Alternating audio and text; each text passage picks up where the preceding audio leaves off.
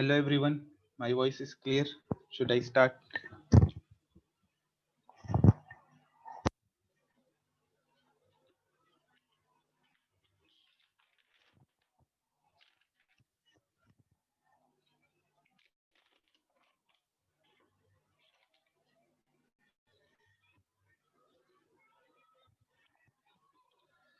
Okay, good. Last class में हम लोगों ने वाटरशेड हाइड्रोलॉजिकल बजट किया था. Watershed hydrological budget.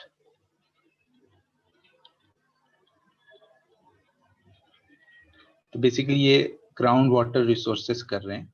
तो ब्रॉड टॉपिक भी मैं लिख देता हूँ, ground water resource.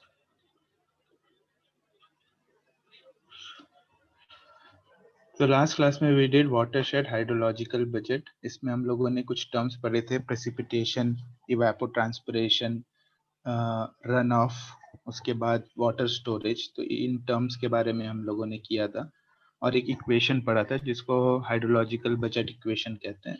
For example एक वाटरशेड एरिया कंसीडर करें, अगर कोई स्ट्रीम या रिवर इसमें फ्लो कर रही है, ठीक है. तो जो वाटर फ्लो कर रहा है उसको रन ऑफ का हम लोगों ने एक टर्म प्रेसिपिटेशन किया था, जितना अमाउंट ऑफ वाटर इस एरिया में गिर रहा है in the form of rain या स्नो. और कुछ वाटर जो है इवेपोट्रांसपिरेशन के फॉर्म में यहाँ से लीव करेगा और some amount of water will enter this particular watershed. उसको चेंज इन स्टोरेज हम लोगों ने लिखा. तो हम लोगों ने ये पढ़ा था कि जो स्टोरेज में चेंज है वो बेसिकली इनफ्लो माइनस आउटफ्लो होता है. जितना अमाउंट ऑफ वाटर इस एरिया में आ रहा है माइनस जितना अमाउंट ऑफ वाटर यहाँ पे लीव कर गया. तो बेसिकली कंजर्वेशन ऑफ मास है. तो इनफ्लो में प्रेसिपिटेशन आ गया, आउटफ्लो में आपका रन ऑफ हो गया और इवेपोट्रांसपिरेशन. ठीक है, this will be equal to change in storage. इससे रिलेटेड हम लोगों ने कुछ क्वेश्चंस भी किए थे. अब इसके आगे कंटिन्यू करना है. तो बेसिकली जो रन ऑफ है, स्पेशली सरफेस रन ऑफ, उसको मेजर करते हैं in the form of flow rate. तो आज एक नया टर्म हमें पढ़ने को मिलेगा जिसको कहते हैं फ्लो रेट.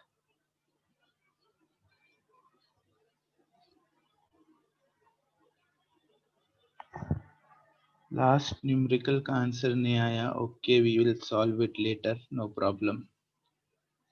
सिंपल है, उसमें बस यूनिट कन्वर्जन आपको पता होना चाहिए.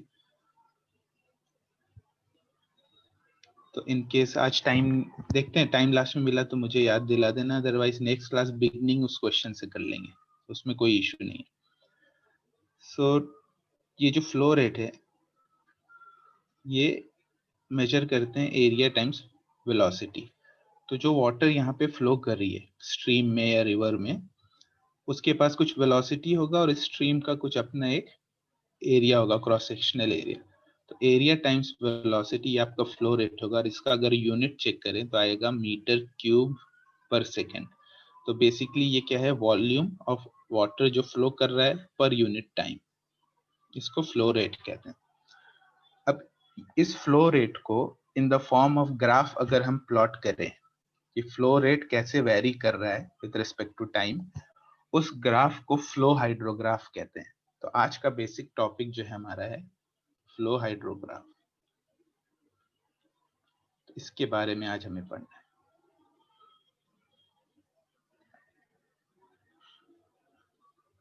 ठीक है, टॉपिक लिख दिया मैंने फ्लो हाइड्रोग्राफ. इसका डेफिनेशन लिखवा देता हूँ.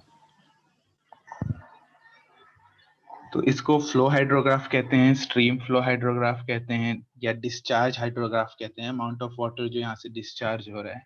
तो डेफिनेशन अगर लिखें, a stream flow hydrograph, stream flow hydrograph या फिर डिस्चार्ज हाइड्रोग्राफ क्या है, इज अ ग्राफ ग्राफ के फॉर्म में हो सकता है या टेबल के फॉर्म में भी हो सकता है। आपको टेबुलर वैल्यूज गिवन है, इस टाइम पे इतना फ्लो रेट, उसका एक टेबल बना हुआ है, तो उसको आप ग्राफ में प्लॉट कर सकते हैं। इट इज अ ग्राफ और table showing the flow rate। Flow rate मैंने बताया आपको Q as a function of time, as a function of time at a given location on the stream, a given location on the stream। ठीक है, तो एक graph होगा या table के फॉर्म में होगा। ग्राफ क्या होता है, एक एक्स एक्सिस होगा टाइम, वाई एक्सिस होगा फ्लो रेट, और कुछ इस तरह वेरिएशन होगा। ये एग्जैक्ट इस तरह दिखता नहीं है, मैं एक एग्जांपल ले रहा हूँ। या तो ग्राफ के फॉर्म में होगा या तो टेबल के फॉर्म में होगा। टाइम दिया हुआ है, फ्लो रेट दिया हुआ है, यहाँ कुछ वैल्यूज लिखी होंगी। ठीक है, तो टेबुलर फॉर्म में या ग्राफ फॉर्म में एक ही बात है। जब आप पीएचडी में जाएंगे तो कई वैल्यूज आपको टेबुलर फॉर्म में होगी और इसको आपको ग्राफ में कन्वर्ट करना होगा, या वाइस वर्सा। तो ये सब ट्रिक आप सीखेंगे कंप्यूटर में, कोडिंग के थ्रू कर सकते हैं, एक्सेल शीट में कर सकते हैं, तो बहुत तरीका है। तो बेसिकली स्ट्रीम फ्लो हाइड्रोग्राफ जो है वो आपका फ्लो रेट का value as a function of time बताएगा। कितने तरह के होते हैं और इसको इंटरप्रेट कैसे करेंगे वो देखते हैं। इसको लेफ्ट साइड में रब कर देता हूँ, लेफ्ट पार्ट में रब कर दूं।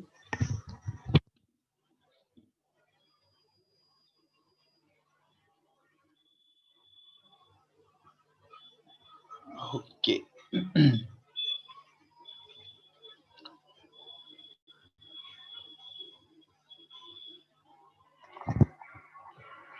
तो जनरली दो तरह के हाइड्रोग्राफ बनाए जाते हैं, टू टाइप्स। पहला आपका होगा एनुअल हाइड्रोग्राफ।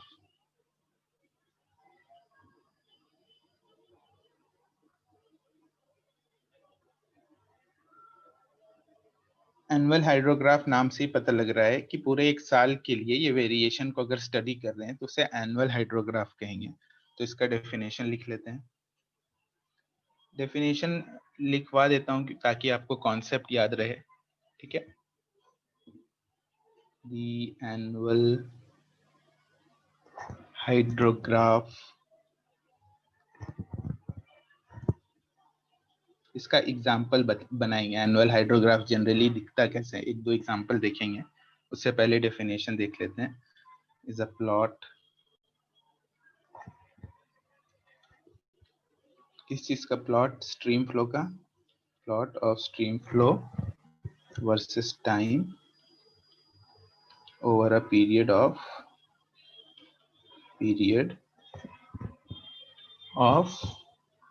1 ईयर। ठीक है, ये ग्राफ बताएगा क्या वो हमें देखना है। तो वो एक इम्पोर्टेंट पॉइंट में लिखवा देता हूँ कि बेसिकली आपका जो भी वाटरशेड एरिया है उसमें लॉन्ग टर्म बैलेंस बताता है कि कितना प्रेसिपिटेशन हुआ। जितना ज्यादा प्रेसिपिटेशन होगा उतना अमाउंट ऑफ फ्लो रेट आपका बढ़ेगा।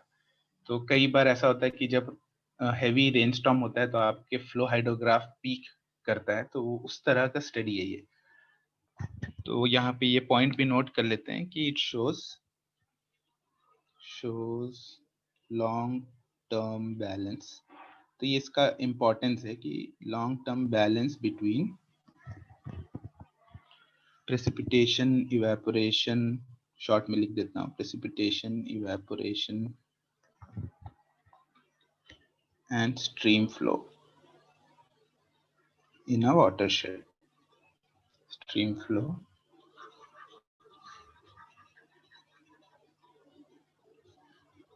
इन अ वाटर शेड।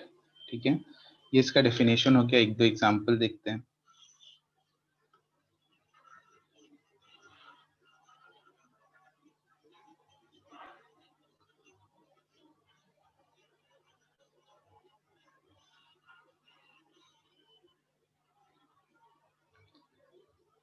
एग्जाम्पल,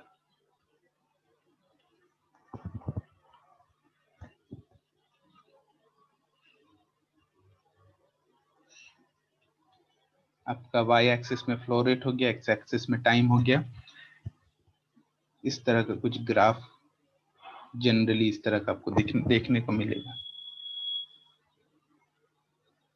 कहीं पे पीक होगा, ठीक है, फिर एक छोटा पीक हो सकता है इस तरह से। तो जहां पे आपको पीक्स दिख रहे हैं वो बेसिकली रेनफॉल इवेंट होता है, ठीक है। रेनफॉल हुआ आपके वाटरशेड में, आपका फ्लो बढ़ जाएगा तो फ्लो रेट भी इंक्रीज करेगा। एक तो ये एग्जांपल हो गया। दूसरा एग्जांपल हो सकता है कोई रिवर है जो जनरली ड्राई रहता है, बट जब वहां पे रेन होगा तो वहां पे फ्लो होगा वाटर का। तो उस तरह के केस में यहाँ पे क्या रहा है, पिछले एग्जांपल में जनरली फ्लो है, वो किसी भी टाइम में आपको कुछ अमाउंट ऑफ फ्लो मिल रहा है, बट जब रेन इवेंट है तो वहां पे पीक हो जा रहा है। फिर एक एग्जांपल ऐसा हो सकता है, आपका ड्राई स्ट्रीम है या फिर आपका रिवर ड्राई रहता है और रेनी सीजन में या जब हैवी रेन हो रहा है तो ही वहाँ पे फ्लो रेट मिलेगा। तो उस केस में जनरली अगर ग्राफ बनाया जाए तो इस तरह का होता है कि कोई फ्लो रेट नहीं है, रेनफॉल इवेंट में पीक मिला आपको, ठीक है, फिर बहुत हैवी रेनफॉल हुआ तो बड़ा पीक मिलेगा, इस तरह का। ठीक है, तो ये दो एग्जांपल है। ये एनुअल बेसिस में होता है, तो शुरू होगा आपका जनवरी से और एंड होगा दिसंबर में।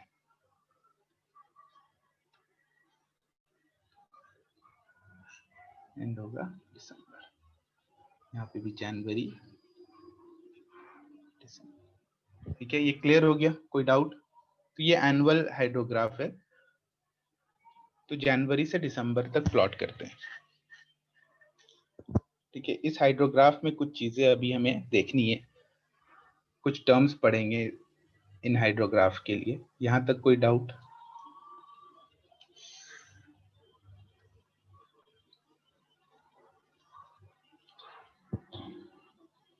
Anyone having any doubt? किसी को कोई दिक्कत? क्लियर? ओके,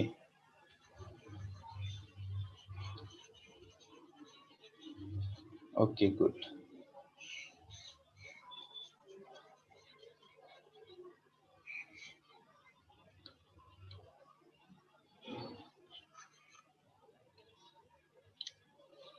एक साइड नोट में बता देता हूँ, जैसे मान लो आपको दिया हुआ है फ्लो रेट वर्सेस टाइम, ठीक है,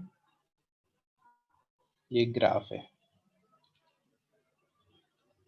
नोट करके लिख सकते हैं। अगर आपसे पूछा जाए कि ये फ्लो रेट आपको दिया हुआ है वर्सेस टाइम, आपको निकालना है टोटल वॉल्यूम जो फ्लो कर रहा है, टोटल वॉल्यूम कितना फ्लो करेगा किसी दो टाइम इंटरवल के बीच में, मान लो T1 से लेके T2 के बीच में। ग्राफ गिवन है आपको, टोटल वॉल्यूम निकालना है, कितना वॉल्यूम फ्लो किया। तो कैसे करेंगे? Q जो है वो बेसिकली हम लोगों ने देखा था वॉल्यूम जो फ्लो कर रहा है पर यूनिट टाइम, ये वॉल्यूम फ्लो रेट होता है। इसका यूनिट मीटर क्यूब पर सेकेंड हो सकता है, मीटर क्यूब पर आवर हो सकता है, ठीक है, इस तरह से कर सकते हैं। तो वॉल्यूम पर यूनिट टाइम ये आपका वॉल्यूम फ्लो रेट है।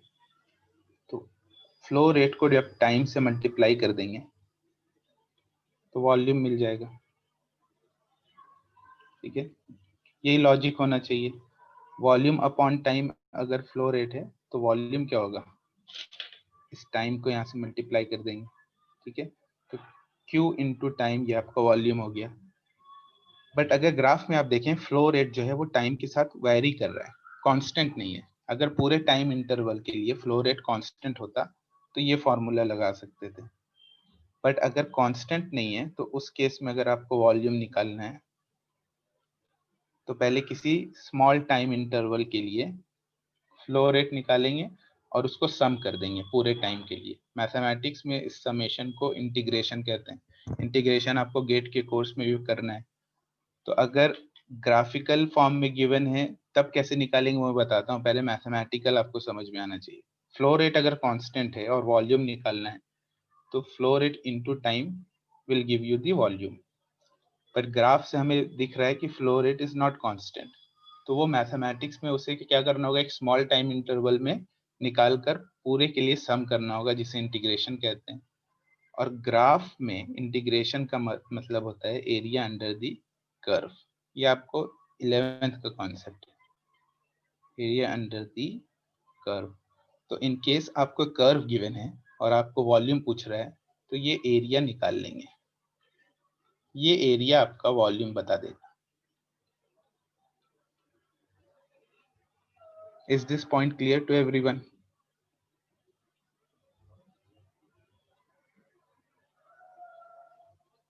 ये नोट करके आप लिख ले बस, कोई दिक्कत?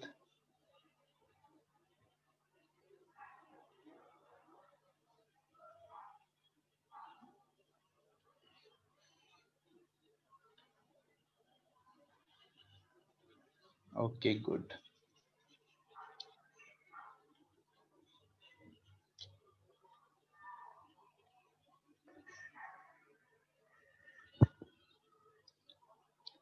ठीक है, आगे करते हैं। कुछ इंपॉर्टेंट टर्म्स आपको पता होना चाहिए, फ्लो हाइड्रोग्राफ अगर पढ़ रहे हैं तो यहाँ पे इंपॉर्टेंट टर्मिनोलॉजीज।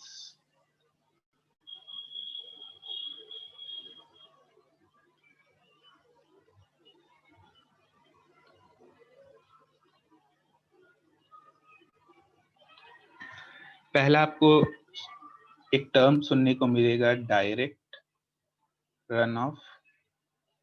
ठीक है, आपको फ्लो हाइड्रोग्राफ दिया हुआ है, उसमें डायरेक्ट रन ऑफ क्या होगा, और दूसरा टर्म सुनने को मिलेगा बेस फ्लो। ठीक है, तो अभी हम लोगों ने 1 सेकेंड की सेकेंड डेरिवेशन में फ्लो कांस्टेंट नहीं है ना। सेकेंड डेरिवेशन तब निकालते हैं जब अगर हमें फ्लो रेट का मैक्सिमम पूछ रहा है, maximum value of flow rate. ठीक है, तो सेकेंड डेरिवेटिव में जाने की जरूरत नहीं है। सेकेंड डेरिवेटिव कांस्टेंट हो भी सकता है, नहीं भी, डिपेंड करता है। अगर फ्लो रेट क्वाड्रेटिक इक्वेशन है, यानी flow rate is proportional to time का स्क्वायर, उस केस में आपका सेकेंड डेरिवेटिव कांस्टेंट आएगा। पर यहाँ पे जो ग्राफ दिख रहा है वो क्वाड्रेटिक तो लग नहीं रहा है, तो जरूरी नहीं है सेकेंड डेरिवेटिव कांस्टेंट। क्लियर हो गया भारती? Okay very good. तो सेकेंड डेरिवेटिव का यहाँ कोई इंपॉर्टेंस नहीं है। फर्स्ट आपको बस इंटीग्रेशन का इंपॉर्टेंस है। इंटीग्रेशन जो है वो एरिया अंडर दी ग्राफ होगा, तो अगर ग्राफ दिया हुआ है एरिया निकाल लेंगे, वॉल्यूम मिल जाएगा। ये आपको बस याद रखना। Okay, so direct run of और बेस फ्लो ये क्या होता है? तो जो रेन स्टॉर्म में की वजह से आपके एनुअल हाइड्रोग्राफ में हम लोगों ने इस तरह का पीक्स देखा था। ठीक है, जो पीक्स आ रहा है वो बेसिकली आपका डायरेक्ट रन ऑफ कहलाता है। डायरेक्ट रन ऑफ यानी that is directly due to the rainfall event. ठीक है, और नॉन रेनी सीजन में जब आपका रेनफॉल नहीं हो रहा है तब कुछ फ्लो हो रहा है। जैसे आपको मैं बताऊं, ये वाला पोर्शन, यहाँ पे रेन नहीं है, यहाँ पे भी रेनफॉल नहीं था, ये पोर्शन में भी रेनफॉल नहीं है, तो इसको कहते हैं बेस फ्लो। जब पीक होगा ये वाला पार्ट जो है वो डायरेक्ट रन ऑफ कहलाएगा, डायरेक्ट रन ऑफ, और ये वाला पार्ट आपका बेस फ्लो कहलाएगा। ठीक है, तो इसका डेफिनेशन लिख लेते हैं। डेफिनेशन हो जाएगा इसका, the spikes caused by rainstorms are called direct runoff। ठीक है, इसका दूसरा नाम है क्विक फ्लो, यानी रेनफॉल होने की वजह से जो फ्लो हुआ वो डायरेक्ट रन ऑफ कहलाता है या क्विक फ्लो। जबकि स्लोली वेरिंग फ्लो जो है, जब रेन नहीं हो रहा है, उसको बेस फ्लो कहते हैं। ये फिगर में मिटा देता हूँ, होप ये फिगर क्लियर है आपको। while the slowly varying flow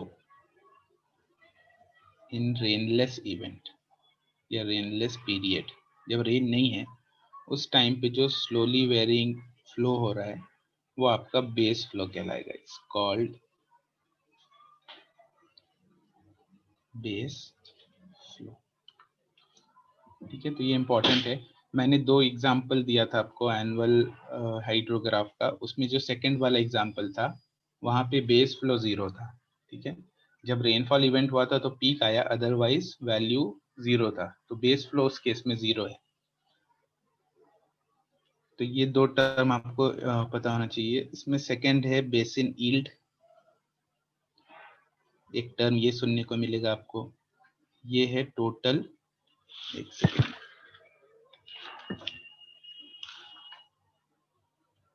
हाँ, टोटल वॉल्यूम ऑफ फ्लो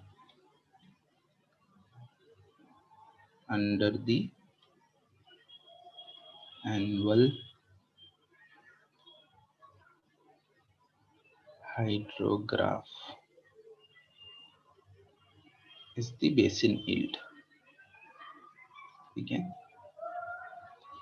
तो टोटल वॉल्यूम जो है उसे बेसिन यील्ड कहते हैं, और टोटल वॉल्यूम मैंने बताया एरिया अंडर द ग्राफ होगा। क्लियर यहाँ तक? तो ये एनुअल हाइड्रोग्राफ था। सेकेंड है स्टॉर्म हाइड्रोग्राफ। स्पेशली जब रेनफॉल इवेंट हो रहा है उस टाइम पे कैसा हाइड्रोग्राफ बनेगा तो उसे स्टॉर्म हाइड्रोग्राफ कहेंगे।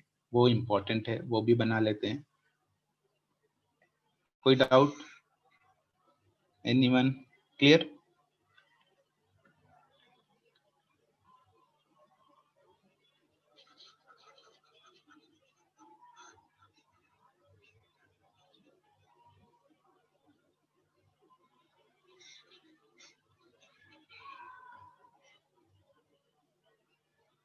तो बेसिन यील्ड बेसिकली है टोटल वॉल्यूम जो फ्लो कर रहा है आपका किसी भी रिवर से। तो फ्लो रेट मैंने बताया, टोटल वॉल्यूम कैसे निकालेंगे, इंटीग्रेट कर देंगे एरिया अंडर द ग्राफ, तो वो आपको टोटल वॉल्यूम दे देगा। Flow rate into time, total volume जो फ्लो कर रहा है किसी भी बेसिन में एनुअली, यानी एनुअल बेसिस में जनवरी से दिसंबर तक जो आपका टोटल वॉल्यूम है उसे बेसिन यील्ड कहते हैं, यानी उस पर्टिकुलर बेसिन से कितना अमाउंट ऑफ वाटर बाहर फ्लो किया, that is called basin yield. Clear? Okay, good. So next is, let me change the color, 1 second। Second जो है वो है हमारा स्टॉर्म हाइड्रोग्राफ।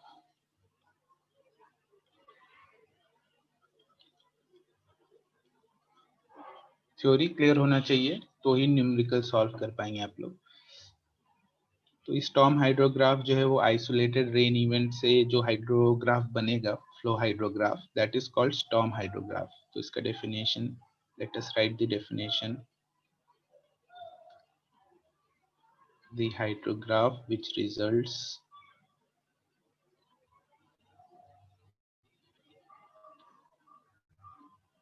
फ्रॉम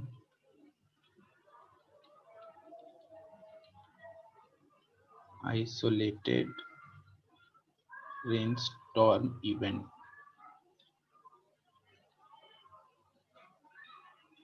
ठीक है, इतना काफी है। और ये दिखता कैसे है, ग्राफ से बता देता हूँ। टिपिकल स्टॉर्म हाइड्रोग्राफ जो है वो इस तरह का दिखेगा। वाई एक्सिस में फ्लो रेट हो गया, एक्स एक्सिस में टाइम हो गया, यानी एक रेनफॉल इवेंट हुआ, रेनफॉल इवेंट में क्या होगा, पीक आएगा। तो जनरली इस तरह का दिखता है।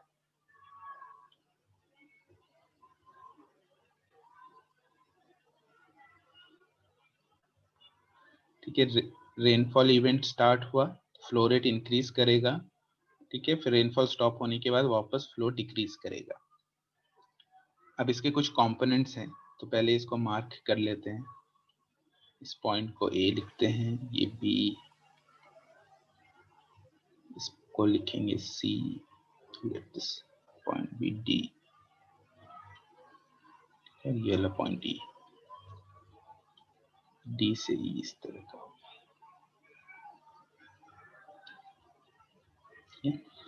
तो ये टिपिकल स्टॉर्म हाइड्रोग्राफ है।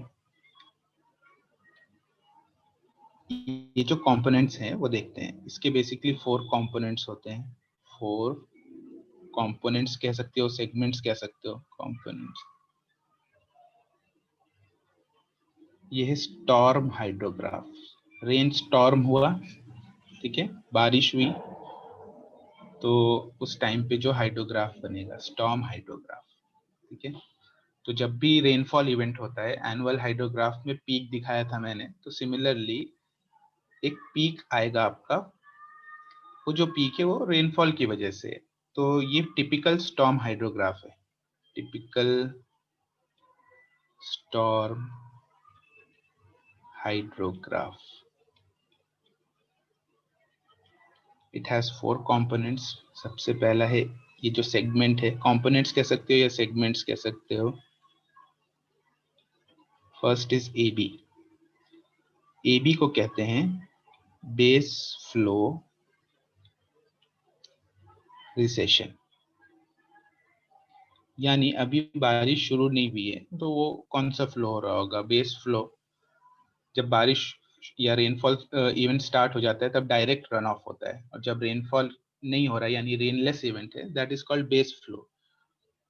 तो ए से बी आप देख रहे हैं कि आपका जो फ्लो रेट है वो डिक्रीज कर रहा है, यानी बेस फ्लो यहाँ का घट रहा है। तो that portion is called base flow recession, ठीक है। तो ये कब होता है? Before the start of intense rainfall, before the start of intense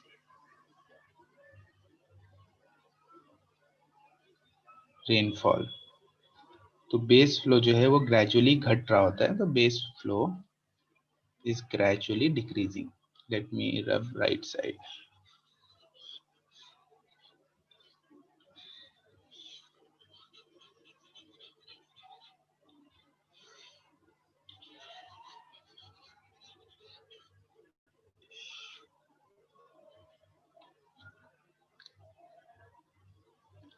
Base flow is gradually diminishing.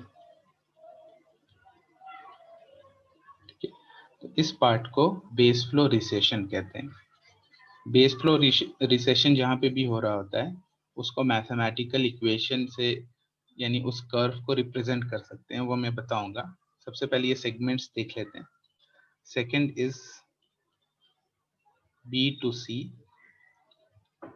यहाँ पे क्या हो रहा है, आपका प्रेसिपिटेशन स्टार्ट हो गया है, ठीक है, रेनस्टॉर्म इवेंट स्टार्ट हो गया है, तो ये आपका फ्लो रेट इंक्रीज करेगा। तो इस पोर्शन को कहते हैं राइजिंग लिम्ब।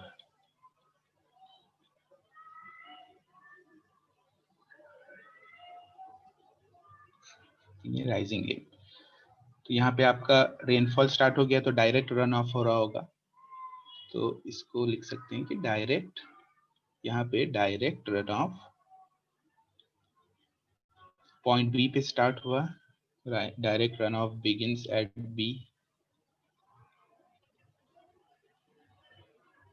ठीक है, और सी पे जाके उसका पीक होता है, and peaks at C. Point C पे वो मैक्सिमम है, ठीक है, ये आपका पीक है।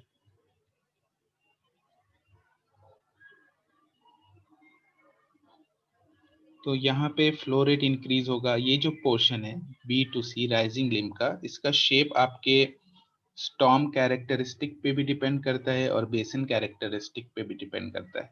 कितना रेनफॉल हो रहा है और बेसिन की कैरेक्टरिस्टिक की वो रेनफॉल जो है फाइनली आपके उस स्ट्रीम में वाटर, बेसिकली जितने भी वाटर प्रेसिपिटेशन हुआ वो स्ट्रीम पे पहुंच रहा है या नहीं, तो बेसिन कैरेक्टरिस्टिक पे भी डिपेंड करता है। तो वो पॉइंट भी यहाँ पे लिख सकते हैं कि the shape of the rising limb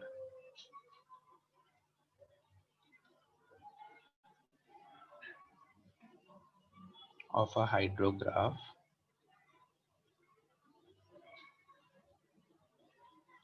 depends upon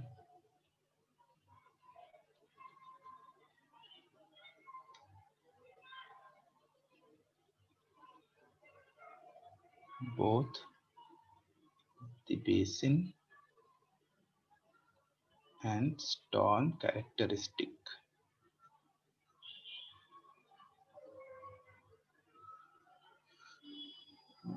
Characteristic.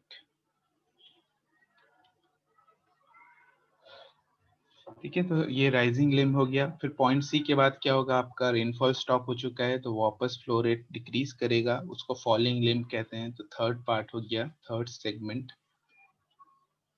Third component जो है C to D, this is called falling limb. तो यहाँ पे रेनफॉल स्टॉप हो गया, तो ये पोर्शन जो है वो स्टॉर्म कैरेक्टरिस्टिक पे डिपेंड नहीं करेगा, सिर्फ और सिर्फ आपका बेसिन कैरेक्टरिस्टिक पे डिपेंड करता है।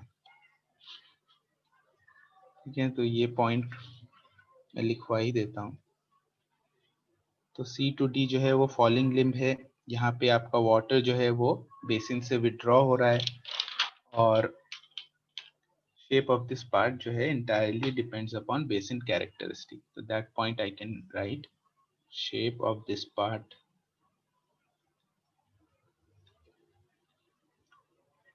थोड़ा स्लोली चाह रहे हैं क्योंकि ये टर्म्स यूज होंगे तो आपको पता होना चाहिए। Depends entirely on the basin characteristic. Basin characteristic.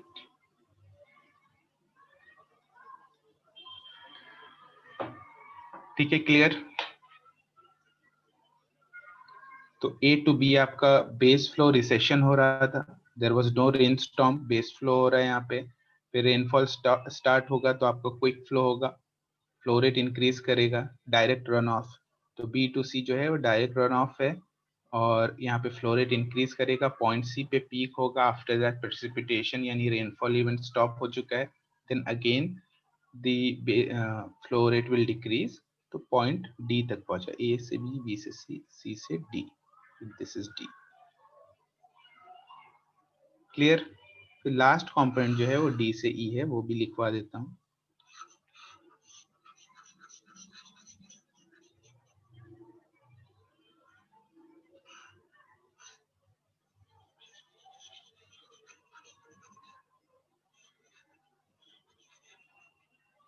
रब कर देता हूँ। फोर्थ इज डी से ई, ये अगेन बेस फ्लो रिसेशन है। ए से बी बेस फ्लो रिसेशन था, डी टू ई भी बेस फ्लो रिसेशन कहलाता है। ठीक है, तो नॉर्मल बेस फ्लो रिसेशन यहाँ पे शुरू हो गया वापस से।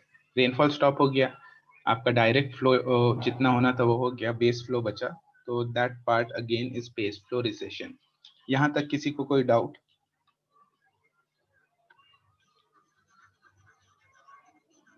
Clear everyone?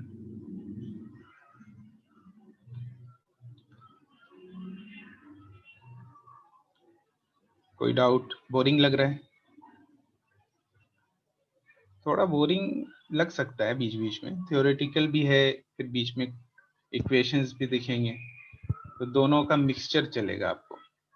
साइंस भी है और इंजीनियरिंग भी है, कॉम्बिनेशन ऑफ थ्योरी न्यूमेरिकल सब आएगा।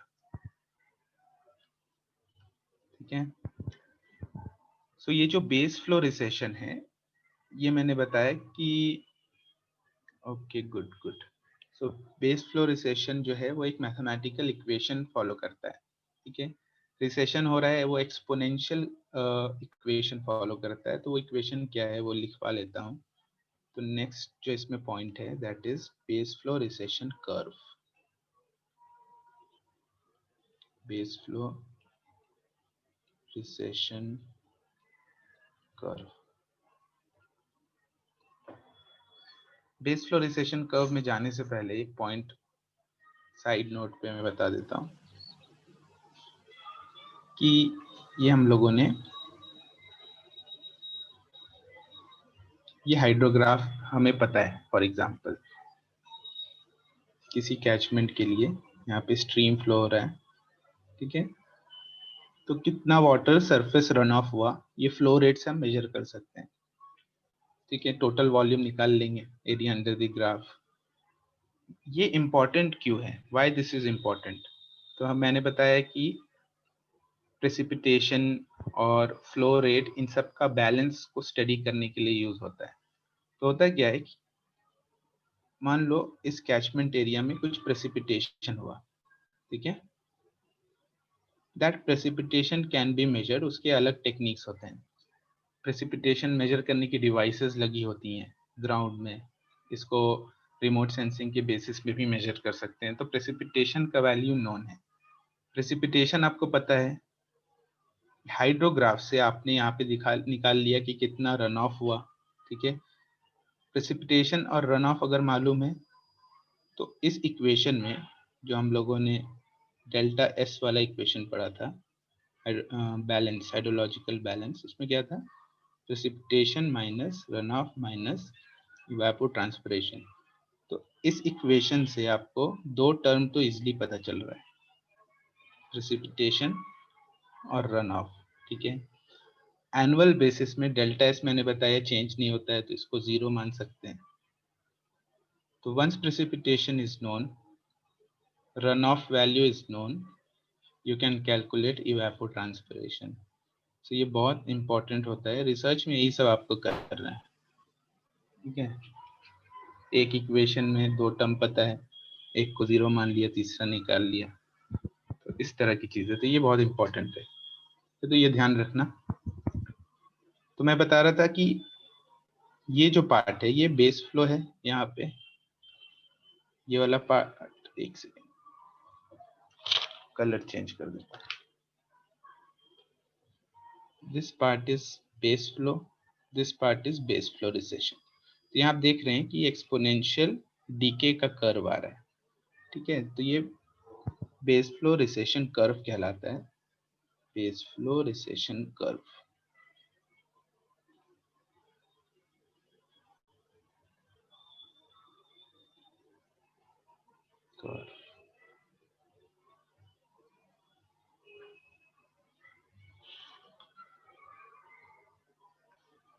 तो बेस फ्लो रिसेशन कर्व जो है वो एक्सपोनेंशियल फॉर्म फॉलो करता है। तो यहाँ पे जो डिस्चार्ज यानी फ्लो रेट है, जहाँ पे बेस फ्लो रिसेशन हो रहा है, उसको आप लिख सकते हैं क्यू नॉट ई का पावर -80, ठीक है। ये एक्सपोनेंशियल डीके वाला फॉर्म, ये आप लोगों ने शायद काफी बार पढ़ा भी होगा इस तरह का इक्वेशन।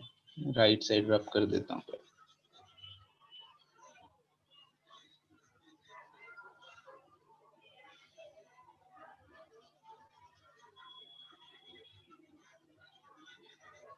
ये एक्सपोनेंशियल डीके कर्व है। यहाँ पे क्यू नॉट क्या है? तो जिस टाइम पे बेस फ्लो रिसेशन स्टार्ट हो रहा है उस टाइम पे जो फ्लो रेट है that is Q not. So Q not is flow rate. Sir क्या लिखा है कहाँ पर? हाँ, ओके, 1 सेकेंड।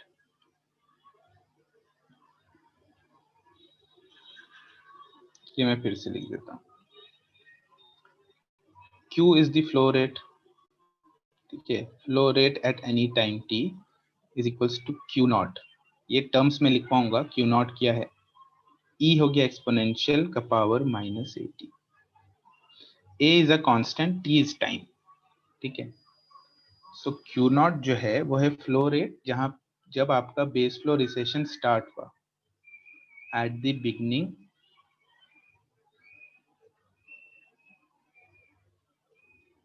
Of recession. जिस टाइम पे बेस फ्लो रिसेशन स्टार्ट हो रहा है उस टाइम पे फ्लो रेट कितना है, एंड क्यू टी जो है ये हो गया flow rate at any time T, flow rate at time T. ये कौन सा टाइम है? जिस टाइम पे फ्लो रेट स्टार्ट हो रहा है उसको t इक्वल्स टू 0 मान रहे हैं, t इक्वल्स टू 0। तो उसके बाद जो टाइम है वो है हमारा t। तो आफ्टर द स्टार्ट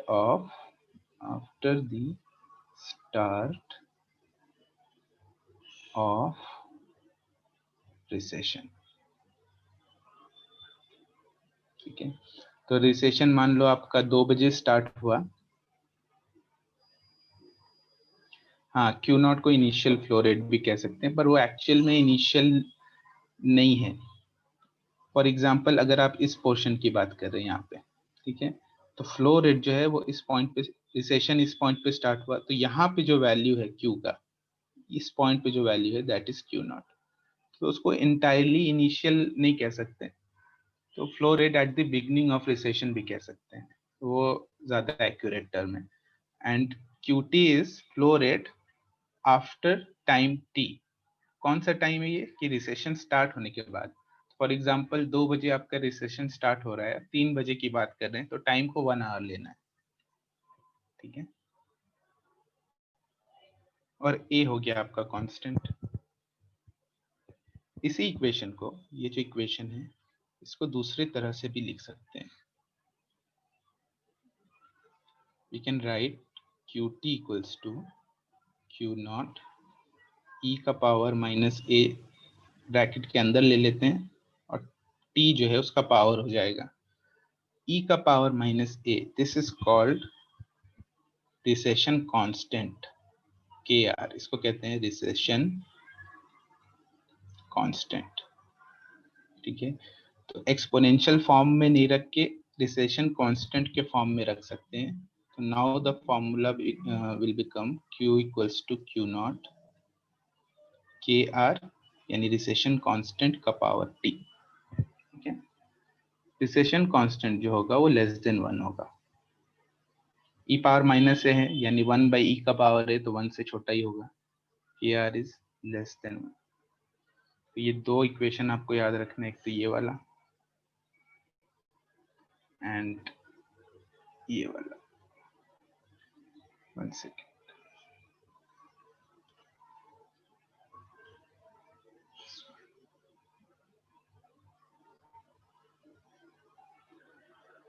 ठीक है, तो ये दो फॉर्मूला आपको पता होना चाहिए।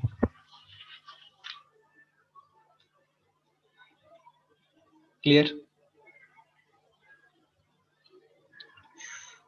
So let us do one question, एक दो क्वेश्चन करते हैं, ठीक है, इसी कॉन्सेप्ट को यूज करके।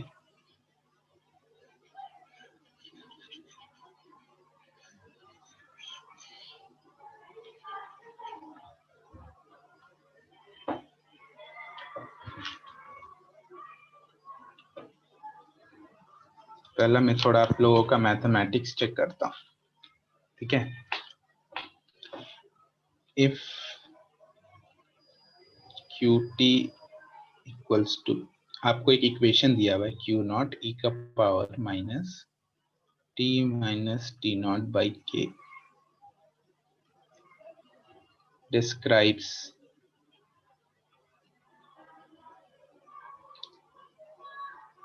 recession in a stream, ठीक है। रिसेशन के लिए आपको एक इक्वेशन दिया हुआ है, ये भी एक्सपोनेंशियल फॉर्म में है। Prove that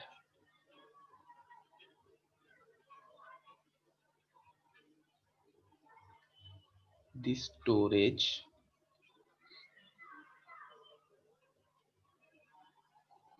supplying the base flow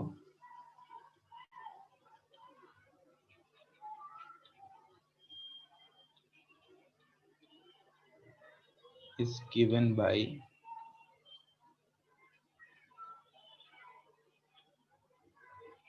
S equals to K times QT। S जो है ये आपका जो यूनिट है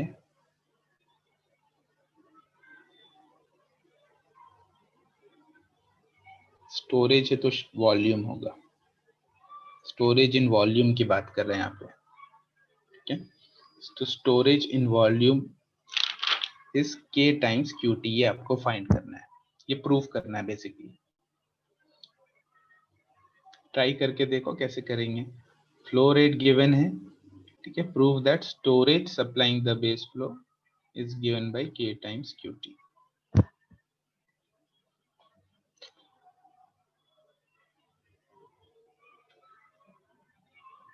थोड़ा मैथमेटिकल है, बट मैथमेटिक्स तो आना चाहिए गेट में थोड़ा बहुत।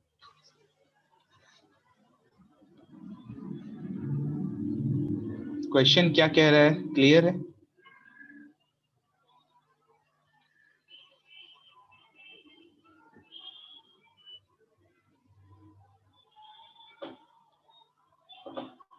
ट्राई करो।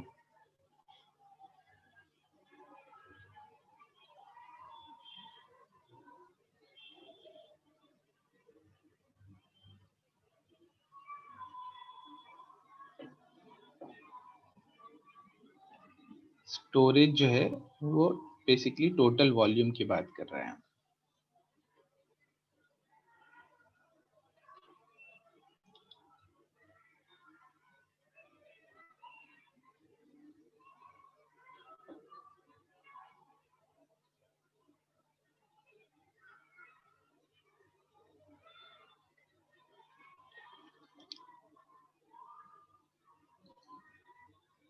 एक दो मिनट टाइम देता हूँ।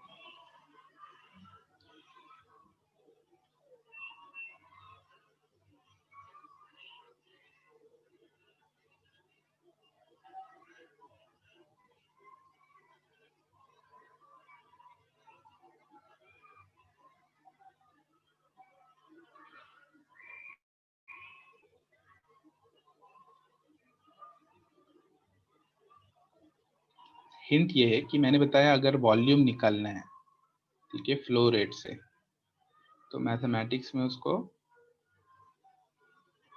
बेसिकली अगर फ्लो रेट कांस्टेंट है तो q इंटू टाइम करेंगे, पर कांस्टेंट नहीं है तो उसको q dt करके सम कर देंगे, समेशन, या फिर उसको मैथमेटिक्स में इंटीग्रेशन कहते हैं।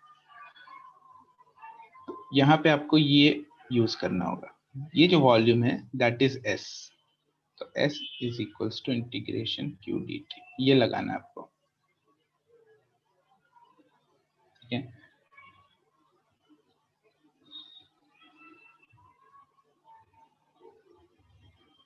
धीरे धीरे लिखता हूँ, तो यहाँ पे q का वैल्यू रख देंगे integration of q not, q का वैल्यू रख दिए, ये गिवन है आपको,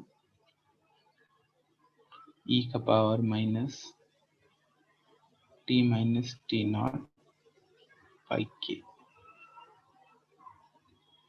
dt।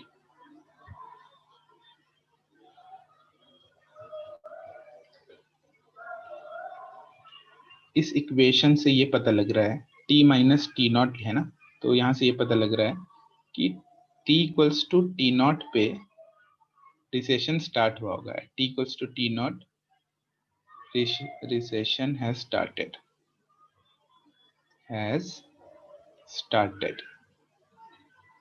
ठीक है। तो t equals to T naught में रिसेशन स्टार्ट हो रहा है।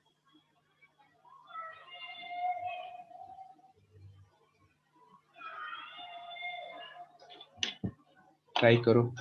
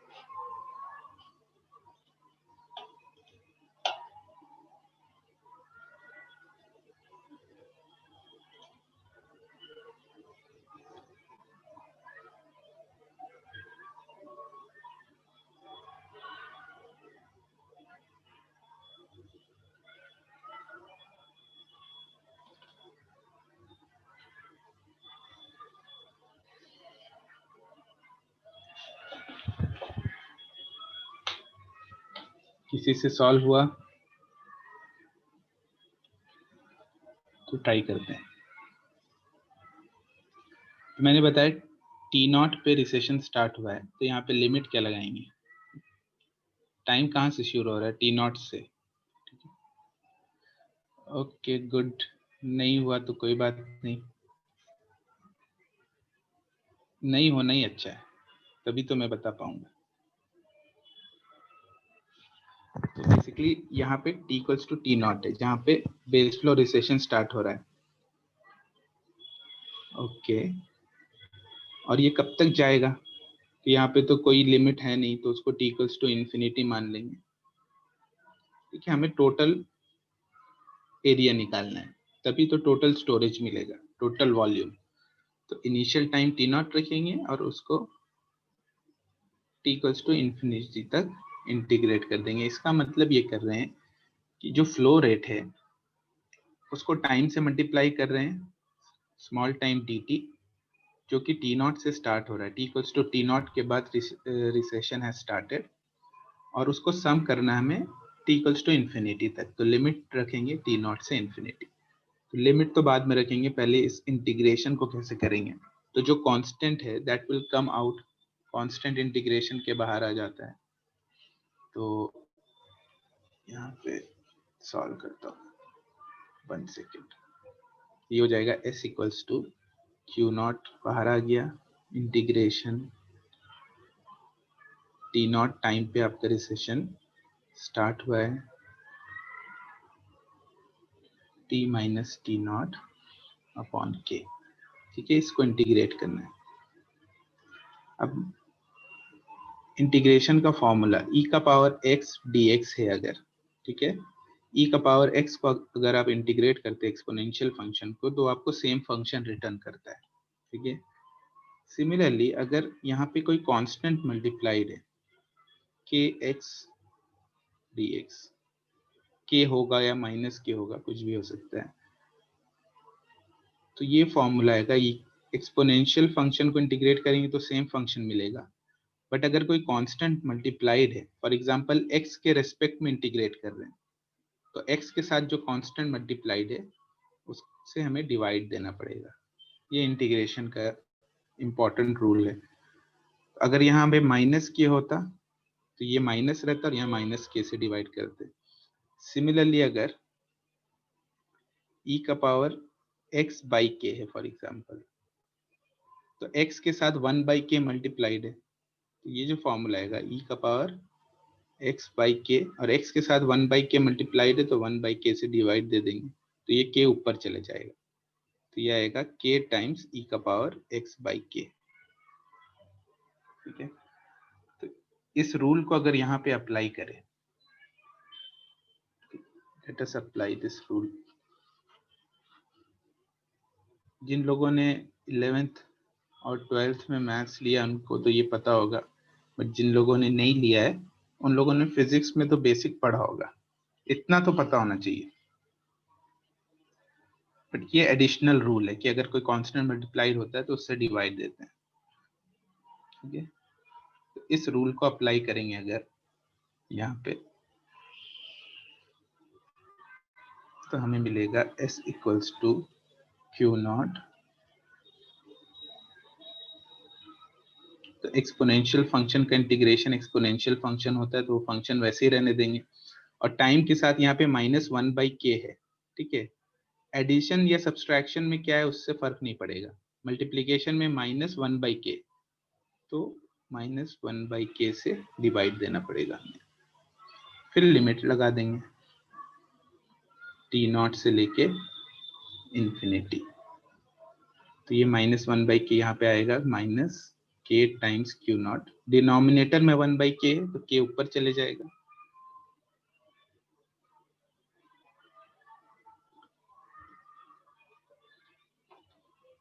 एंड ये आएगा e का पावर -t-T0/k।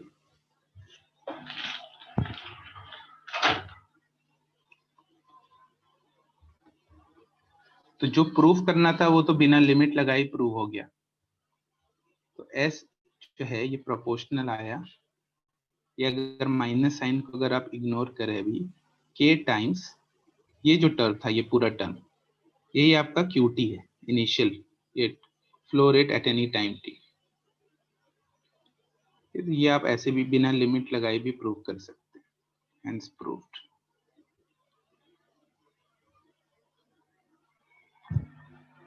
ये नेगेटिव साइन इस वजह से आ रहा है क्योंकि ये डीके कर रहा है फंक्शन, ठीक है, इस वजह से नेगेटिव साइन आया। तो जो क्वेश्चन में प्रूफ करने को कह रहा है वो विदाउट लिमिट आंसर आ जाएगा, लिमिट रखेंगे तो हमें टोटल वॉल्यूम मिल जाएगा। क्लियर हो गया? थोड़ा सा डिफिकल्ट है, इज इट क्लियर?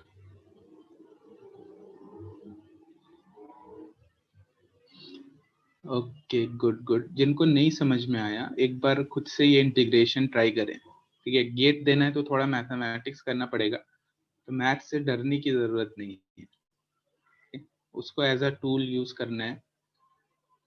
मैथ्स अगर थोड़ा बहुत आपको स्ट्रांग हो जाएगा तो आपको रिसर्च में भी हेल्प करेगा PhD में आगे। तो मैथ से घबराना नहीं है, जो नहीं समझ में आ रहा है उसको वापस से करें ट्राई, होपफुली 2-3 बार ट्राई करेंगे तो क्लियर हो जाएगा। ठीक है, that's all from my side, take care, good night.